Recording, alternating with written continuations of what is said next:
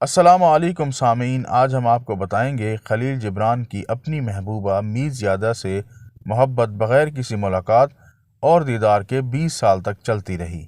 Jibran new York امریکہ میں تھا اور میز زیادہ قاہرہ مصر میں۔ دنیا کے دو کونوں سے دونوں باہم خطوط کا تبادلہ کیا کرتے تھے۔ ایک خط میں جبران نے میز زیادہ کی تصویر مانگی تو میز زیادہ نے اس کو لکھا، سوچو تصور کرو میں کیسی دکھتی ہوں گی۔ جبران: مجھے لگتا ہے تمہارے بال چھوٹے ہوں گے جو تمہارا چہرہ ڈھانپ لیتے ہوں گے۔ میز زیادہ نے یہ پڑھ کر اپنے لمبے بال کاٹ ڈالے اور ایک خط کے ساتھ اپنے چھوٹے بالوں والی تصویر بھیجی۔ جبران: تم نے دیکھا میرا تصور بالکل سچا تھا۔ میز زیادہ: محبت زیادہ سچی تھی۔ خلیل جبران کا انتقال 1931 میں 49 سال کی عمر میں ہوا۔ میز زیادہ کا انتقال 1941 میں 55 سال کی عمر میں ہوا۔ دونوں نے ساری زندگی شادی نہیں کی۔